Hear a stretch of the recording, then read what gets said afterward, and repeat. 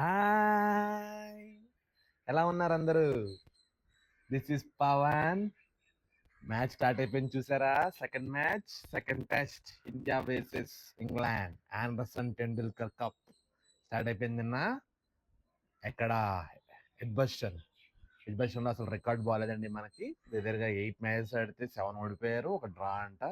అంటే ఒక గవాస్కర్, టెండూల్కర్ వాళ్ళు సాధించలేనిది యంగ్స్టర్ సాధిస్తే చరిత్రలో నిలిచిపోతారు. ఎడ్బస్టన్లో బాగా ఆడుతున్నారు. మ్యాచ్లోకి వెళ్ళిపోతే ఫస్ట్ బ్యాటింగ్ వాళ్ళు టాస్ నెగ్గి మళ్ళీ బౌలింగ్ ఎంచుకున్నారు. మళ్ళీ 4th ఇన్నింగ్స్ కొట్టేద్దాం అన్నట్టుగా వాళ్ళ ప్లాన్ ఉంది. ఫస్ట్ బ్యాటింగ్ మన వచ్చారు రాహుల్ అండ్ యశస్వి జైస్వాల్. రాహుల్ ఫెయిల్ అయ్యాడండి. సెకండ్ ఇన్నింగ్స్లో మళ్ళీ బాగా ఆడాలి రాహుల్. ఈసారి 1 డౌన్ కరుణ్ నాయర్ని పంపించారు.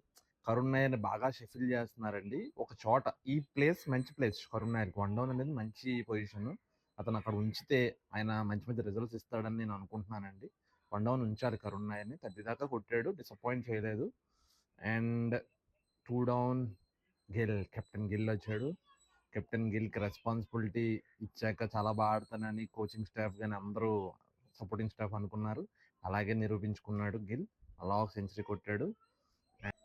అండ్ స్టోక్స్ వికెట్ తీసేసాడండి.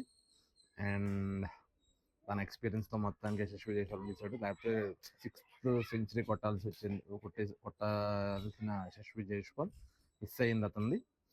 అండ్ తర్వాత వచ్చిన రిషబ్ పంత్ ఈసారి మ్యాజిక్ పనిచేయలేదండి. ట్రాప్ చేశారు. షోయిబ్ బషీర్ ట్రాప్ చేసి అవుట్ చేశాడు మన రిషబ్ పంత్ని. ఫ్లైటెడ్ బాల్స్ వేసి జాగ్రత్తగా రిషబ్ పంత్ని తీసేశారు. తర్వాత వచ్చిన నితీష్ రెడ్డి, మన తెలుగు తేజం. ఆస్ట్రేలియాలో ఎంత బాగా క్లిక్ అయ్యాడు. ఆ తర్వాత మంచి ఇన్నింగ్సే పడట్లేదండి నితీష్ రెడ్డికి. అంటే మంచి బాల్, ఎక్కువ రెస్పెక్ట్ ఇచ్చేసాడు. ఆ బాల్కి లీవ్ చేసాడు మన క్రిస్ వోక్స్ వేసిన బౌలింగ్లో. దాంతో నితీష్ రెడ్డి అవుట్ అయిపోయాడండి. ఆ తర్వాత ప్యాక్ ఆఫ్ కార్డ్స్ లాగా మళ్ళీ అందరూ పడిపోతారేమో అని అందరూ గెస్ట్ చేశారు.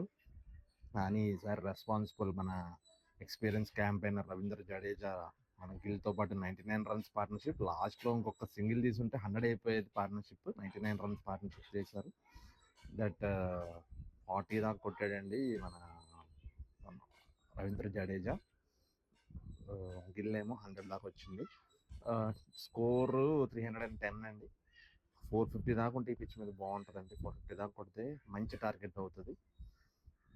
బాగా ఆడాలని కోరుకుందాం ఇండియా. వాళ్ళ దాంట్లో 5 వికెట్స్ తీశారండి మొత్తం. 2 wickets for Woakes, 1 wicket for Bashir, 1 wicket for Brydon Carse, 1 wicket for captain Stokes. Bowling బాగా చేశారండి. లాస్ట్